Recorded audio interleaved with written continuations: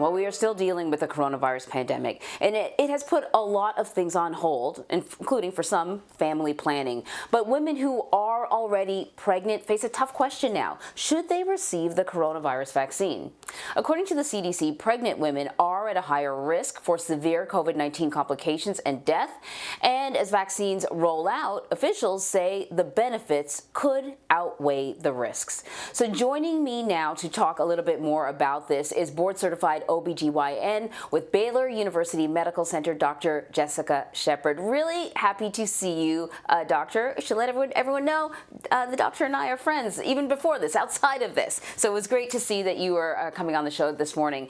This is a tough issue for pregnant women to deal with.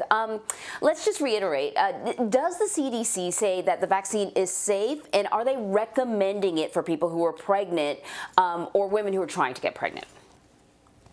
Great question. Good morning, Anne-Marie. When we look at the CDC and ACOG and also the Advisory Committee on Infectious Processes and how we actually look at this particular vaccine, we know that there was an emergency rollout of this vaccine. So not many studies have been done. And quite frankly, no studies were done on pregnant women when they looked at those trials. However, what we have been able to conclude is that this is relatively safe for pregnant women and lactating women when we look at the course of the vaccine. And also it's an mRNA vaccine, which really does not do any difference to genetic information, which many people are concerned about when we think of vaccines.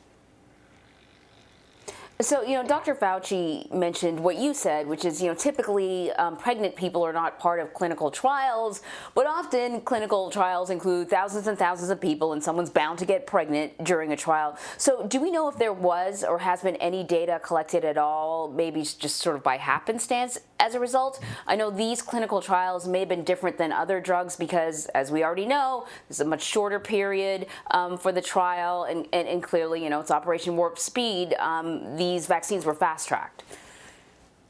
Absolutely. So we don't have enough data really to make any quantitative values and to look at what those outcomes might be. But looking at vaccines in the past and absolutely looking at this vaccine trial and looking at the outcomes that we have of the individuals who were in the trial, we can make those recommendations that this can be recommended for pregnant women. There is no reason why they should not be able to take. But the most important information is that women should be counseled if they are currently pregnant or plan to get pregnant in the near future, that if they do not decide to take the vaccine, that they should be supported. But if they do decide to take the vaccine, that is recommended and that they can get that vaccine. So we know that even if you get the vaccine, you should still, wear that mask. You should still social distance. If you're pregnant and you get the vaccine, we've talked a lot about lately over the past few weeks about people who get the vaccine and may experience side effects. Do we know if the side effects are any different for women who are pregnant, or would they basically see the same side effects that we're seeing now? Sore arms. Some people get a little bit of a fever, but it seems like by and large the side effects are minimal. Yeah, that's a great question. And one of the important things that pregnant women want to know about is how is this going to affect me and my unborn child is typically they will have those same side effects that any non-pregnant person would have outside of a vaccine. But what we're really looking at is we know that severe cases of COVID is not likely. However, we do know from studies that pregnant women who do get COVID have more likely of an increased risk of having ICU admissions, mechanical ventilation, and even death than their non-pregnant peers. So when we look at those outcomes, we really do want to be more protective, especially for pregnant women, and knowing those outcomes. And that's why, again, we do recommend the vaccine for pregnant women.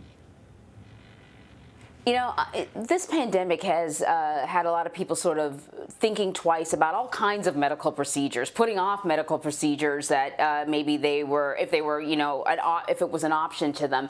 And certainly I imagine people are rethinking family planning. There had been talk of maybe a baby boom because everyone was, locked in their house quarantining. But now we're hearing more about perhaps a baby bust. What's going on? Yeah, I think even me as an OB-GYN, I was expecting this radical shift in increase in births. And what we have seen actually is that more of a baby bust is what you would call it. And we are seeing that there has been 30% that they've seen a decrease in births during this time. And when they look at actually looking back over the pandemic from when it started from March into June is when they were starting to make these speculations, is that due to financial hardships or whether that there was distancing when we said that there was a severe protocol on social distancing. And again, looking at our interaction with humans just in general, is that we have seen that there's more of a decrease of births rather than an increase in what we were thinking would be more of a baby boom. All interesting stuff. Dr. Shepard, great talking to you this morning. Great to see you, Anne Marie.